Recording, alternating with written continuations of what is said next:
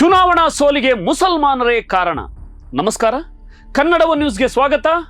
ಇದು editor special. Harikatha ವಿದ್ವಾನ್ ಶ್ರೀ ಗುರುರಾಜುಲು ನಾಯ್ಡು ತಮ್ಮ ಹರಿಕಥೆಗಳಲ್ಲಿ ಒಂದು ವಿಷಯವನ್ನ ಪ್ರಸ್ತಾಪಿಸಿರ್ತಾರೆ. ಅದೇನೆಂದರೆ, ಈ ದೇಶ ಹೀಗೆ ಸಕಲ ಸಂಪತ್ಭರಿತವಾಗಿ ಇರೋದಕ್ಕೆ ನಾನು ಕಾರಣ ಅಂತ ಯಾವುದೇ ಎಗ್ಗಿಲ್ಲದೆ ಹೇಳುವ ನಾಯಕ, ಅದೇ ಕಷ್ಟ ನಷ್ಟವಾದರೆ ಅದಕ್ಕೆ ನಾನು ಕಾರಣನಲ್ಲ ಅಂದುಬಿಡ್ತಾನೆ ಎಂತಾರೆ. ಅವರ ಮಾತು ಸದಾಕಾಲ ನಿಜವಾಗ್ತಲೇ ಇದೆ. ಅದೇನೆಂದು ತಿಳಿಸುವುದೇ ಇವತ್ತಿನ ಎಡಿಟರ್ ಸ್ಪೆಷಲ್. ಈ ದೇಶದಲ್ಲಿ ಇದುವರೆಗೆ ನಡೆದಿರುವ ಯಾವುದೇ ಚುನಾವಣೆಗಳನ್ನ ತೆಗೆದುಕೊಳ್ಳಿ, ಆ ಚುನಾವಣೆಯ ಗೆಲುವಿಗೆ ಆ ಪಕ್ಷ ಹಾಗೂ ಆ ಪಕ್ಷದ ಅಭಿವೃದ್ಧಿ ಕಾರ್ಯಗಳು ಕಾರಣವಾಗುತ್ತೆ. ಅಕಸ್ಮಾತ್ ಅದೇ ಚುನಾವಣೆಯಲ್ಲಿ ಏನಾದರೂ ಅದೇ ಪಕ್ಷ ಸೋತಲ್ಲಿ ಅದಕ್ಕೆ ನೇರ ಕಾರಣ ಮುಸಲ್ಮಾನರು ಹಾಗೂ ಆ ಕ್ಷೇತ್ರದಲ್ಲಿ ಸ್ಪರ್ಧಿಸಿದ ಮುಸಲ್ಮಾನ ರಾಜಕೀಯ ಪಕ್ಷಗಳೇ ಆಗಿರುತ್ತವೆ ಅನ್ನೋದು ಸೋತ ಪಕ್ಷಗಳು ಇದುವರೆಗೂ ನೀಡುತ್ತಾ ಬಂದಿರುವ ಪೂರ್ವಾಗ್ರಹ ಪೀಡಿತ ವಿಶ್ಲೇಷಣೆ. ಇದಕ್ಕೆ ತಾಜಾ ಉದಾಹರಣೆ ಇಲ್ಲಿದೆ.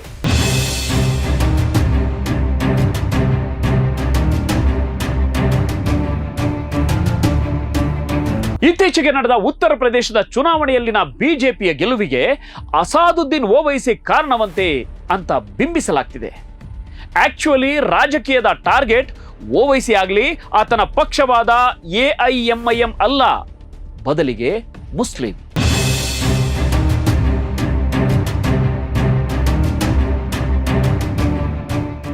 ಎಸ್, ಮುಂದಿನ ದಿನಗಳಲ್ಲಿ ಈ ದೇಶದಲ್ಲಿ ನಡೆಯುವ ಯಾವುದೇ ಚುನಾವಣೆಯಲ್ಲಿ ಮುಸ್ಲಿಂ ನಾಯಕತ್ವವಾಗಲಿ ಅಥವಾ ಮುಸ್ಲಿಂ ನೇತೃತ್ವದ ಪಕ್ಷವಾಗಲಿ ಭಾಗವಹಿಸದಂತೆ ತಡೆಯುವ ಹುನ್ನಾರ ಇದರಲ್ಲಿ ಖಂಡಿತವಾಗಿಯೂ ಇದೆ.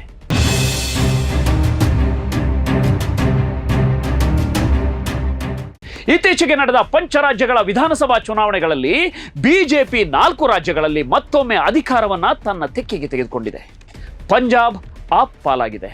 ಆದರೆ ಚುನಾವಣಾ ಫಲಿತಾಂಶ ಹೊರಬಿದ್ದ ನಂತರ ಎಲ್ಲೆಡೆ ಒಂದೇ ಒಂದು ವಿಷಯವನ್ನ ಮಾತ್ರ ಮುನ್ನೆಲೆಗೆ ತಂದು ಚರ್ಚೆ ಬಿಸಿ ಏರುವಂತೆ ನೋಡಿಕೊಳ್ಳಲಾಗಿದೆ. ಅದು ಉತ್ತರ ಪ್ರದೇಶದಲ್ಲಿ ಬಿಜೆಪಿ ಗೆಲುವಿಗೆ ಅಸಾದುದ್ದೀನ್ ಓವೈಸಿಯ AIMIM ಕಾರಣ ಅನ್ನೋದಾಗಿದೆ. ಅಲ್ರಿ, ಈ ದೇಶ ಕಂಡ ರಾಜಕೀಯ ಧೀಮಂತ ನಾಯಕರೇ, ನಮ್ಮ ಪ್ರಶ್ನೆ ಇರೋದು, ಚುನಾವಣಾ ಪೂರ್ವ ಸಮೀಕ್ಷೆಯ ನಂತರವೂ ಸಮಾಜವಾದಿ ಪಾರ್ಟಿ ಜೊತೆ BSP ಯಾಕೆ ಕೈ ಜೋಡಿಸಿಲ್ಲ? ಉತ್ತರ ಪ್ರದೇಶದಲ್ಲಿ ಅಸ್ತಿತ್ವವನ್ನೇ ಕಳೆದುಕೊಂಡಿದ್ದ ರಾಷ್ಟ್ರೀಯ ಪಕ್ಷ ಕಾಂಗ್ರೆಸ್ 390ಕ್ಕೂ ಹೆಚ್ಚು ಕ್ಷೇತ್ರಗಳಲ್ಲಿ ಏಕಾಂಗಿಯಾಗಿ ಸ್ಪರ್ಧಿಸಲಿಕ್ಕಿದ್ದ ಕಾರಣವೇನು? ಸಮಾಜವಾದಿ ಪಕ್ಷದ ಜೊತೆಗೆ AIMIM ಮೈತ್ರಿಗೆ ಮುಂದಾದಾಗ ಅದನ್ನು ತಳ್ಳಿ ಹಾಕಲಿಕ್ಕೆ ಕಾರಣವೇನು? ಇವೆಲ್ಲ ಪ್ರಶ್ನೆಗಳ ಒಳಹೊಕ್ಕು ನೋಡಿದ್ರೆ ನಮಗ್ ಕಾಣೋದು ನಾಯಕರ ನಡುವಿನ ಶೀತಲ ಸಮರ, ವೈಯಕ್ತಿಕ ದ್ವೇಷ, ಅಸೂಯೆ, ತಾನೇ ಮೇಲೆಂಬ ಪಾಳೆಗಾರಿಕೆ ಮನಸ್ಥಿತಿ ಅಷ್ಟೇ. ಈ ಅಸೆಂಬ್ಲಿ ಚುನಾವಣೆಗೆ ಮೊದಲೇ ಓವೈಸಿ ಅವರು ಸಮಾಜವಾದಿ ಪಕ್ಷದ ಜೊತೆಗೆ ಮೈತ್ರಿಗೆ ಒಲವು ತೋರಿಸಿದ್ರು. ಆದರೆ ಈ ಬಾರಿ ಚುನಾವಣೆಯಲ್ಲಿ ಭಾರಿ ಅಂತರದಿಂದ ಗೆದ್ದು ಅಧಿಕಾರದ ಗದ್ದುಗೆ ಏರಿಯೇ ತೀರ್ತೇವೆ ಅನ್ನೋ ಓವರ್ ಕಾನ್ಫಿಡೆನ್ಸ್ ನಲ್ಲಿದ್ದ ಅಖಿಲೇಶ್ ಯಾದವ್ ಈ ಚಿಕ್ಕ ಪಕ್ಷದ ಜೊತೆಗೆ ಮೈತ್ರಿ ಮಾಡಿಕೊಳ್ಳಿಕ್ಕೆ ಮನಸ್ಸೇ ಮಾಡಲಿಲ್ಲ. ಈ ಓವರ್ ಕಾನ್ಫಿಡೆನ್ಸ್ ನಿಂದಲೇ ಇಡೀ ಪಕ್ಷವನ್ನ ಸೋಲಿಸಿದ ಅಖಿಲೇಶ್ ಯಾದವ್ ಗೆದ್ದ ತಮ್ಮ ಶಾಸಕ ಸ್ಥಾನಕ್ಕೂ ರಾಜೀನಾಮೆ ನೀಡಿ ಸಂಸದನಾಗುವತ್ತ ಚಿತ್ತ ನೆಟ್ಟಿದ್ದಾರೆ. ಇದನ್ನ ಏನನ್ಬೇಕು?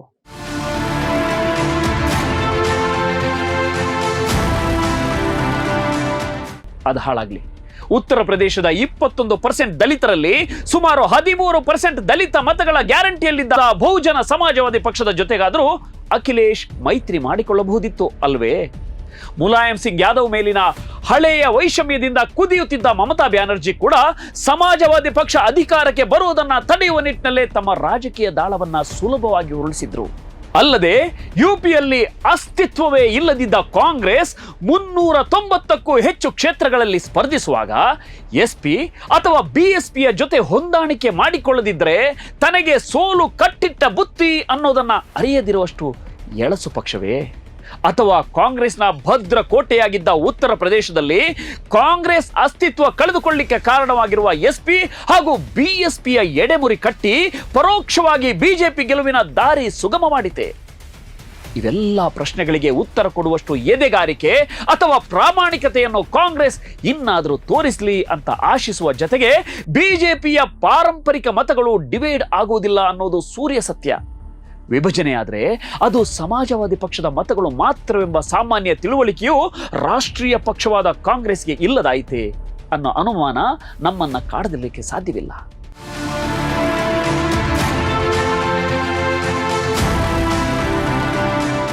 ಗೆಳೆಯರೆ, ನಿಮ್ಮ ಮಾಹಿತಿಗಾಗಿ ಮತ್ತೊಂದು ಗಮನಾರ್ಹ ವಿಷಯವನ್ನು ಹೇಳ್ತೇನೆ ಕೇಳಿ.